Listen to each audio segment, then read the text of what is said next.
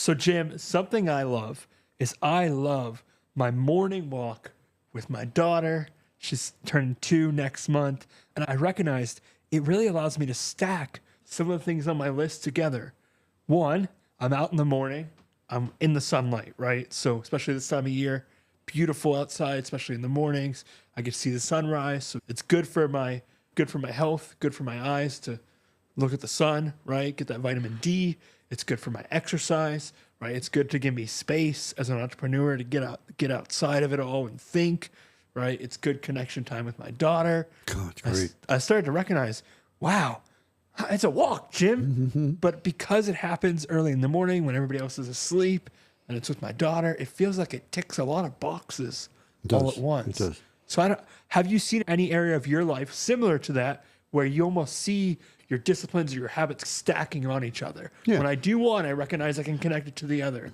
And what does that look like? And how can we help the audience kind of start to compile some of their lists together so they can be more effective and more efficient to live out their mission, rethink sales, and make a bigger impact?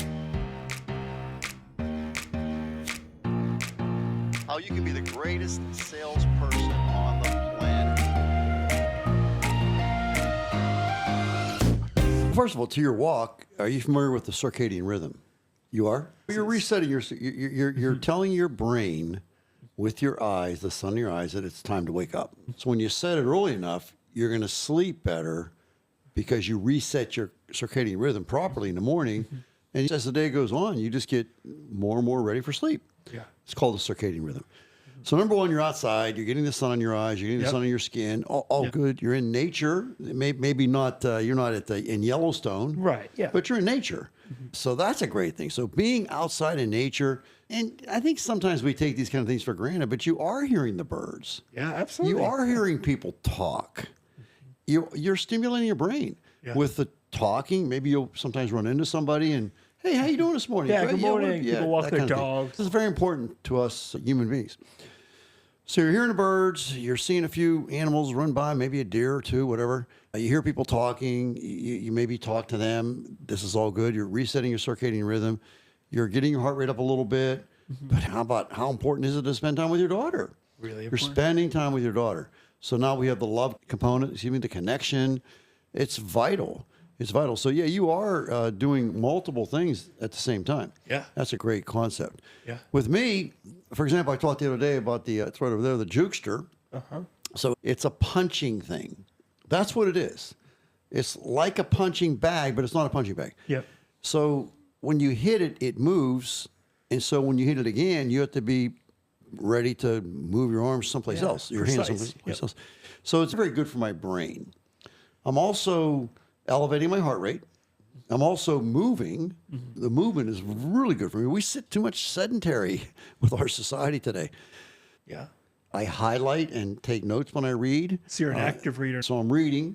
Yeah. Hopefully I'm learning something that I didn't know, which creates the novelty. So one of the best brain exercises on the planet is reading. And if we could be reading something that we're not familiar with, that's even better.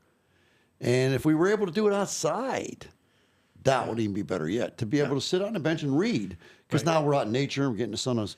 But when I was doing my brain research, one of the things they talked about was exercise, physical movement. Yes. So they talked about aerobic exercise from the perspective of what is good for my heart is good for my brain. Yep. This is not medical advice, Derek. I'm just telling you what I'm reading and what I'm doing. So in essence, when I'm out there exercising aerobically, I'm doing multiple things, am I not? Yes. I'm doing something that's good for my heart. I'm doing something that's good for my brain. I'm physically moving. It's good for everything in my body. It's sunny, you're joyful. I'm in the sun. I'm out in nature. Maybe I've got one of the dogs with me. That's a lot of fun. So I'm doing multiple things at the same time. The second thing they talked about in the brain book, in this idea of movement, is lifting, resistance exercise. That could be lifting weights. That could be push-ups, body weight workouts. It could be bands, resistance. But they said that the aerobic exercises is number one and the lifting is number one. They want me doing both. So 1 is good, 2 is great. What makes it really great? Doing it outside. Getting outside and doing it. It's like a triple deal. So yeah, that would be an example of that. That would be an example. Yeah. You talk about. I talked in a recent video about how I called customers. Well, guess what? I was socializing. Good for the brain. Yep. I had to be engaged because this was a real live person on the other line. You can't just be so I'm brain using dead. my brain. Yeah, I'm using my brain. And they talk about people that are very engaged in their profession do much better with aging as time goes on. Having an engaging profession that you're passionate about, that requires you to use your brain, is a really good strategy for the anti-Alzheimer's, anti-dementia, from what I've read. And again, not medical advice. But the other thing about that I've learned is being a lifelong learner. I am a lifelong learner.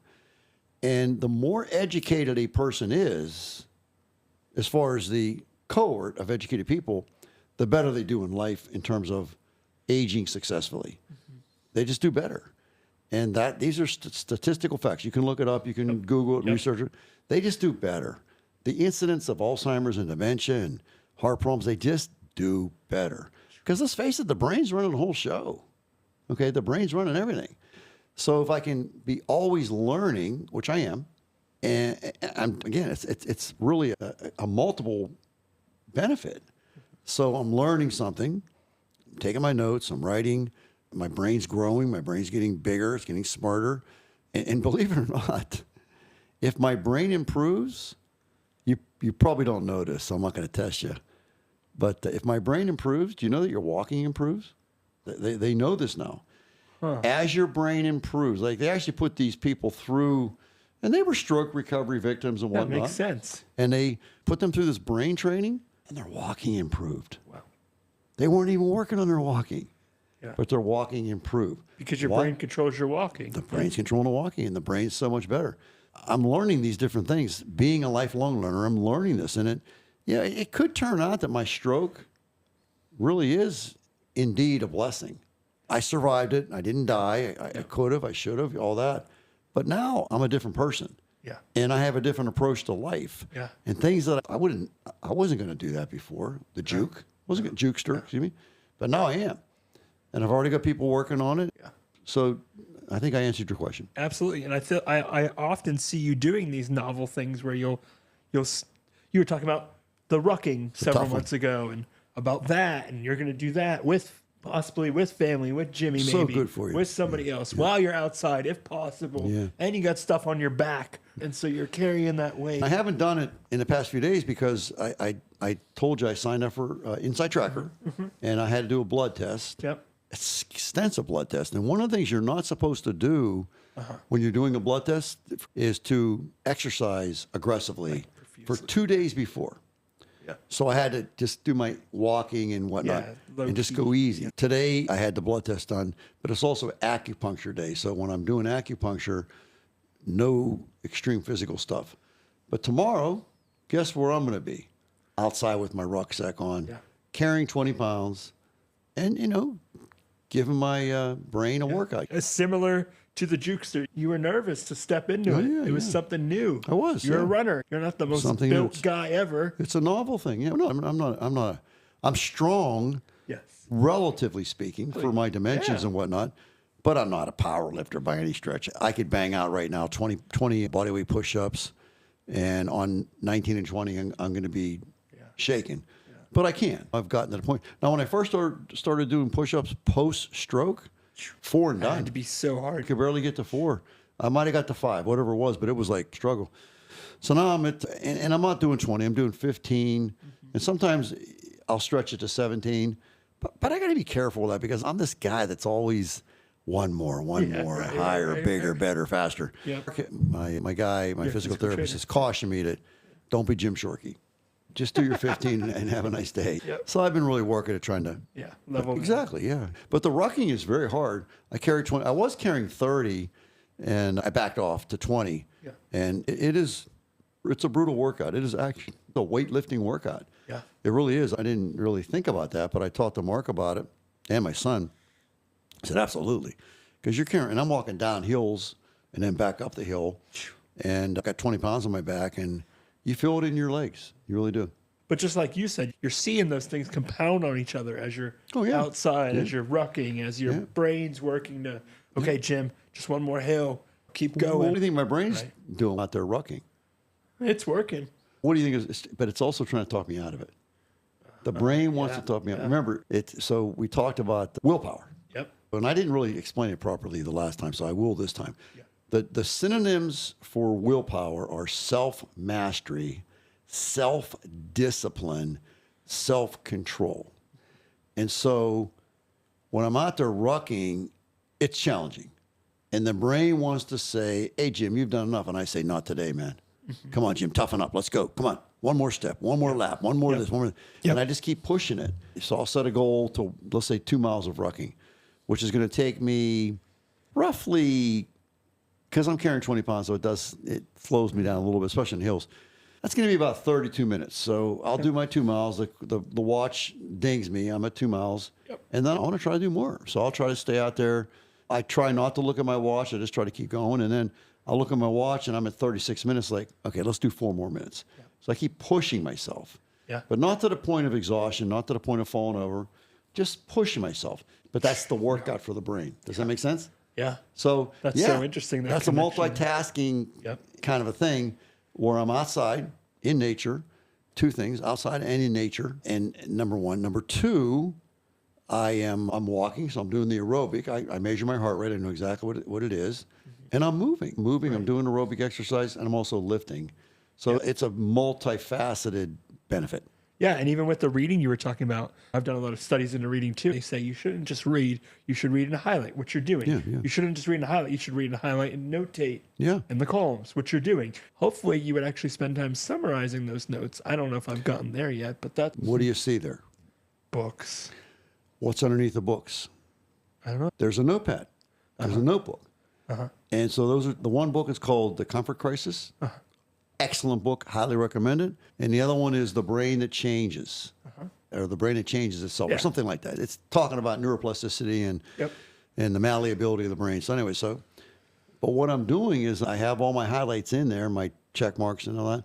I'm developing that into my list. Man, I got to get there. Yeah, so it's down there. You can go look at it. I can't make this stuff up. I finished the Comfort Crisis. And in the Comfort Crisis, they talk about rucking.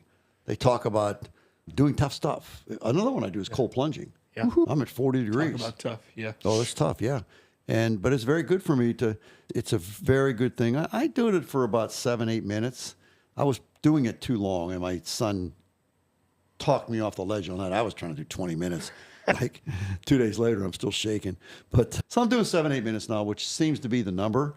And I won't do that today because of the acupuncture, but tomorrow I'll get out there and ruck, and then I'll do a cold plunge. I don't take a cold shower. I take a hot shower. Oh, yeah, I'm already cold. But I did take a cold shower today, and it's lovely. I've learned to make it lovely. It is just a lovely, exuberating, it's so much energy. Are affirmations enough? No, they're not. It's just one piece of it. The cold shower is part of it. The affirmations are part of it. The walking is part of it. Doing this is part of it. This, by the way, this whole thing that we're doing today is very good for my stroke recovery. Very good. Because I didn't know that. You're on the fly. Oh, man, I don't. And I have no idea what you're going to ask me when you ask me. I have no clue. So I'm speaking right now. There's no rehearsal. There's no itinerary. There's no notes. There's no script. It's me speaking from my heart. I think those things would actually hinder you if you had them, if you were prepped. I don't care. I don't want them. I want to speak. And that's one thing, by the way. It turns out that for me, recovering from a stroke, results from thinking and Rethink You is ingenious. I didn't even know it. I didn't even have a stroke when we started this whole idea. No, not at all. It's like they say, don't retire, Jim. Don't retire. You don't want to retire. Do not retire. It's really not a good idea. No. Find something else to do. And it could be volunteering to coach, volunteering at your church, what we're doing. It's very engaging for me. I'm passionate about it. And then people leave comments. You get to respond. I love the stories. I love the stories. I do. I love the stories. I love your stories. I was talking to a good friend of mine the other day, and they've had incredible success. And I said, what happened? He says, the day I met you. I cried. I said, wow, that's a heavy load. The day I met you, you really set me on the right path. And that's what I want. That brings me great joy. And then the downstream effect from that, like how many people are you're touching one person, it seems like, right? One person had great success, but who are they touching? And what happens with their children and what happens with their significant others and their friends? I'm telling you, you don't know. It's called the butterfly effect. You don't know what happens down the road. It's pretty cool. Yeah. Pretty cool. Jim, thank you just for sharing about different times that you, like me, have had those moments where you start to recognize, wow, I'm not just working out my brain, I'm also working out physically. My heart. I'm also working on my heart. I'm loving my family. And you start to great. realize, It's great. man, this is not as hard as I thought. Yeah. Not that you can always Yeah. get everything. It's not like I can get all 10 things on my list done in one walk. I'm not saying that, but I think it is recognizing, wow, we make this a lot harder than it needs to be. Yeah. We can- Let me, some final comments. So what I've learned, one is novelty. Okay. One is novelty. Two, use it or lose it. Yeah. What if that's true?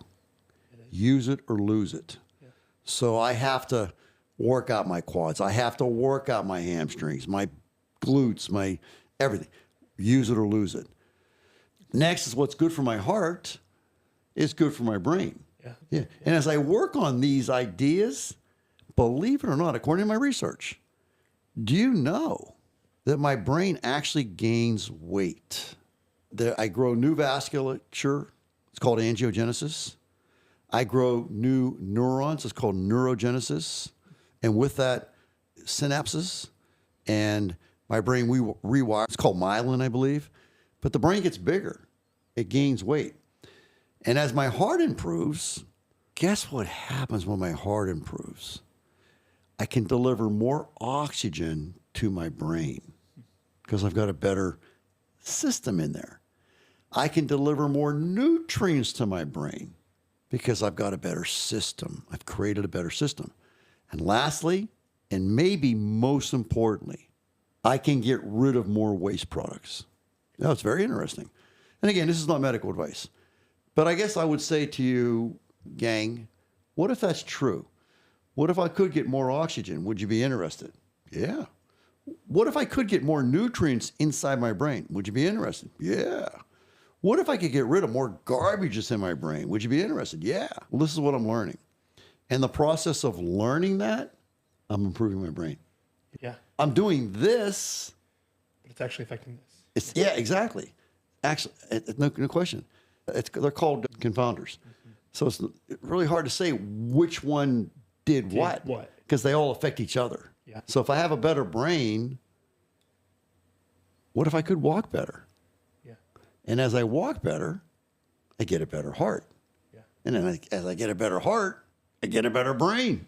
It's all connected. The human body is just an incredible edifice. Right now, who's making your heart beat? The answer is I don't know. But it's beating, isn't it? What's making it beat? Your kidneys are working right now. Your liver is what's making that happen. You're not thinking, oh, hey, kidneys, need you to go to work now. They just do their job every day. Yeah.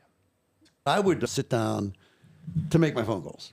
And I would say to myself, I'm going to make 10 phone calls, 10, check them off before I go to the bathroom, for example. Yeah. I remember you telling me this one. 10 phone calls.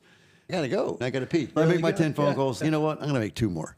And I'm running to the bathroom. Yeah. But it'll also be the same with taking breaks. Like it's lunchtime's 12 o'clock. I'm making my phone calls. It's 12:01. Yeah, I can go another 10 minutes. So I do another 10 minutes, then another 5, and then maybe 10 more. And it's, I got all my phone calls done for the day. Yeah. I'm going to go eat my lunch. Guess what that lunch is going to taste like when I do eat it? Amazing. It's going to be the best lunch ever because I accomplished something. Yeah. Maybe I sold a car in the meantime or got an appointment or whatever the case may be. Because it was always, okay, what can I do to sell your car today? So if you can make that deal $100 better, you got yourself a deal. Let me check with my guys. Hey, can we make that deal $100 better? Yeah, you got a deal. When do you want to pick it up? I'm on my way. I just sold a car. Guess what? Eat up, dude. Yeah. Eat up. I'm glad I made that extra phone call when I was going to take a pee break. Yeah. Or go eat my lunch. Absolutely. So I always, even going out for, I told you I was going to, didn't I tell you? Here's the case in point. Told you I was going to walk a lap and come back up. Guess what I did? You walked more than one. I walked more than one. I was like, hold on, Jim's still not here yet. I kept going and a little further. And right now, I know for a fact, right now, I have 6,543 steps so far today. And I have 17 hills. I track my hills and my steps. And my goal today is 12,000 steps. I'm a little over halfway there. Before I leave to go to acupuncture, I'm going to do some more walking. I want to get that up to 7,000 plus, maybe 75. And then I'll just take off for acupuncture. And I'll go do that. And then after I'm done with that, I'm going to hit the trail. It's out in Murraysville. The trail goes right through there. And I'll probably, I may knock it off totally, but if not, I can also walk it home when I get home. But yeah. That's exactly what we're teaching. It is right. This isn't a hoax. There's no smoke screen. This is what we live. 100% stroke recovery. I want to hold, I'm going to cry. I want to hold my great-grandchildren and I want to hug them. And then thinking it through the whole way through, I want to mentor my great-grandchildren. What does that mean? That means I got to get to 100. My goal is 122, but I got to get to 100. Because when I'm 100, that's 33 years from now, my great-grandchildren will be in the 20-year range. Is that thinking it through the whole way through? You betcha. Yeah. And so in order to do that, I got to do my work. It's not going to just happen. I got to do my work. So good. Thank you, Jim. Thank you, guys. Again, subscribe, comment, so this message can get out to more people who can hear this, learn to implement different things that we're teaching. They may not get this episode, but they may listen to another one we've done and say, wow, I can take that. Let me note it down. Let me read it. Let me listen to it. Let me get it in my notes. Let me get a plan to execute it. I just want to help. I just want to help. I genuinely, from right here, I just want to help. Yeah. I just want to help. Yeah. Okay. And how about my shirt? Stay positive. I like that. Stay positive. Yeah. Life's good. Life's really good. Stay positive. Thank you, Jim. Thank you, guys. Again, like, comment, subscribe. We'd love to hear your feedback, and we'll see you in the next episode. Thank you.